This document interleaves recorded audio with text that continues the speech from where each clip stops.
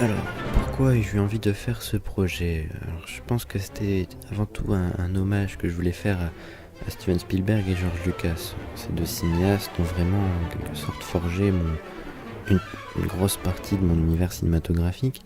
Et j'avais la nécessité un petit peu d'exorciser mes sources, d'assumer cet univers et de le revisiter moi-même, euh, avant peut-être d'entamer certains projets plus personnels, des films sortant réellement d'un univers propre et particulier. Alors, comment a-t-il démarré? J'étais parti voir un film, je ne sais plus exactement le titre, au cinéma, et je suis tombé sur l'affiche d'Indiana Jones et le royaume du crâne de cristal. J'étais assez surpris parce que c'était la première fois que j'entendais parler de ce projet. J'ai donc été voir sur internet pour en apprendre un petit peu plus, ce qui m'a donné envie de revoir un petit peu les 3 premiers épisodes. C'était un petit peu comme un déballage de souvenirs, comme quand on ouvre des cartons, il y a mis quelques vieilles affaires, on ressent un petit peu quelques vieilles émotions. C'était un petit peu ça qui s'était passé après avoir vu ces 3 premiers films.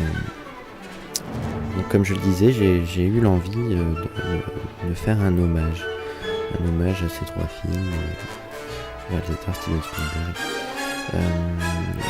Peu de temps après, la bande-annonce était disponible sur internet. Et après l'avoir vu, j'ai parlé de ce projet au co-scénariste Lucas Hellier. Donc il était partant également. Et nous avons décidé de mettre officiellement ce projet sur les rails. Pourquoi un Lego? Alors que je faisais mes recherches sur Indiana Jones et le royaume du crâne de cristal, je suis tombé sur le site de Lego qui proposait donc un de leurs courts-métrages, Lego Indiana Jones et les aventuriers de la brique perdue. Ce court-métrage présentait un petit peu les 4 films de façon humoristique, les résumés en quelque sorte, avec des petits clins d'œil à George Lucas, etc. Ça nous a beaucoup plu, l'animation était vraiment très bonne, et ça nous a permis un petit peu de partir sur les Lego comme d'une base. En effet, les coûts de production pour un film en Lego étaient nécessairement plus faibles que ceux qu'on aurait eu si on avait tourné le film avec des décors réels, etc. De plus, on ne voulait pas faire incarner le personnage d'Indiana Jones par quelqu'un d'autre d'Harrison Ford, ce qui aurait été un vrai sacrilège. Alors, comment avons-nous rédigé le scénario? Nous étions en fin d'année 2008, juste avant l'été. Nous venions de terminer notre année de seconde. Il restait quelques jours, environ 2 semaines avant le début des vacances d'été. Nous en avons donc profité, les cours étant plus légers à cette époque de l'année, pour rédiger le scénario. Nous allions nous poser régulièrement près d'un lac à côté du lycée pour jeter un petit peu quelques idées sur le papier. On faisait beaucoup de croquis, quelques notes, quelques mots un petit peu qui permettaient de donner une ambiance, une trame de départ pour l'histoire. Ensuite nous l'avons étoffé un petit peu afin d'obtenir quelque chose qui nous permettait une mise en image et de démarrer donc le processus de production quelques jours après. Alors quelles ont été mes premières envies pour le film?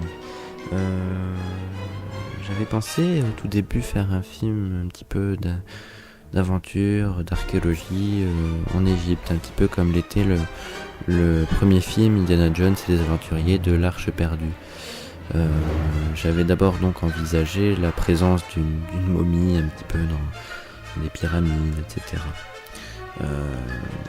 Mais quand j'ai commencé à parler un petit peu du projet avec Lucas Hellier, on est vite On s'est vite rendu compte qu'il était nécessaire d'ouvrir les aventures d'Indiana Jones sur des nouveaux pays. C'est pour ça qu'on a décidé de situer l'aventure au Tibet au début du film, en Pologne et en France, qui sont des endroits qui n'ont jamais été visités dans les 3 premiers films, ni dans le 4e d'ailleurs.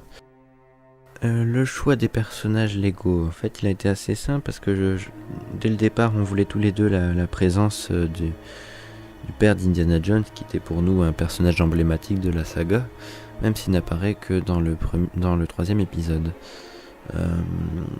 Ensuite, bien sûr, la présence d'Indiana Jones était essentielle, et la présence de Marcus Brody. On découvre le décès de Marcus Brody dans le 4e épisode. Seulement, il n'y avait aucune indication sur la façon dont il décédait, etc. Donc on a décidé d'illustrer dans cet épisode la mort de Marcus Brody. Après, nous avons décidé de conserver les nazis, qui étaient pour nous des personnages emblématiques de la saga Indiana Jones, puisqu'on les retrouve quand même dans le 1er et le 3e film, c'est-à-dire dans 50% des épisodes de la saga. Et nous avons ajouté, pour donner un petit caractère humoristique, un squelette, en quelque sorte possédé, gardien de l'entrée du temple tibétain, etc. Alors pour la création des décors, on a démarré très rapidement en fait. On a commencé par le décor du temple tibétain, de la caverne. Ils ont été réalisés entièrement en carton en fait et en papier mâché. Donc on posait d'abord des bandes et des boules de papier pour donner un relief, qui était ensuite recouverte de journal avec de la colle à papier. Puis peint à l'acrylique pour donner les couleurs, la texture, etc. Donc après avoir terminé la création du décor de l'intérieur de la grotte, on a fait l'extérieur, et on est tout de suite passé à la création du décor de la poursuite en moto et du décollage en avion. Ensuite passé à la création du décor de Pologne et des catacombes de Paris, puis de la salle du feu éternel en dernier lieu. Donc on a un petit peu procédé par ordre chronologique, puisqu'on faisait un petit peu les décors en même temps qu'on rédigeait le scénario. Le tournage s'est déroulé assez rapidement en fait, parce qu'on s'était fixé des dates butoirs qui étaient très courtes. Et donc on a enchaîné de façon assez stricte les jours de tournage. Donc on a utilisé la caméra Sharp View Cam Z, qui est une caméra DV en résolution standard, qui était raccordée donc à un ordinateur, et on utilisait le logiciel Stop Motion Animator, qui est un logiciel très pratique en ce qui concerne l'animation image par image, car il permet l'utilisation de la pelure d'oignon pour synchroniser les mouvements éventuels de la caméra, etc. Ça nous satisfaisait vraiment pleinement pour l'animation, parce qu'il y avait des frames à supprimer, on le faisait au montage, etc. C'était un processus assez simple en fait au niveau de l'animation. Nous n'étions absolument pas expérimentés dans ce domaine-là. C'était vraiment mon premier film d'animation. J'ai fait quelques petits tests très rapides avant, mais c'était vraiment très, très basique. Donc on découvrait vraiment les procédés, on découvrait le matériel. C'était la première fois qu'on faisait ce type de court-métrage en fait. En ce qui concerne les effets spéciaux, il faut dire que c'était assez rudimentaire en fait. On a utilisé un logiciel de simulation de particules Illusion, en version d'évaluation. Donc nous avons simulé les effets d'explosion, par exemple les flammes, les effets un petit peu oniriques, etc. sur des fonds de couleurs. qu'on effaçait ensuite avec l'effet chroma key du logiciel de montage. On n'a pas du tout utilisé de matte painting, etc., de procédés un petit peu avancés. C'était vraiment extrêmement rudimentaire. Tous les effets étaient générés et appliqués dans le logiciel de montage en multipiste.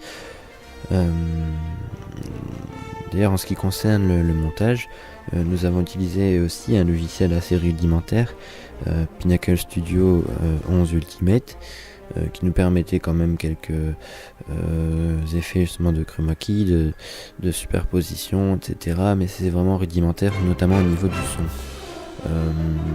On avait aussi un nombre de pistes assez limité, on était limité à 2 pistes, ce qui est peu au final. Donc après une première version en 2008, j'ai décidé en 2009 de faire un nouveau montage du film, d'ajouter quelques dialogues, de raccourcir notamment le film original parce que je le trouvais trop long.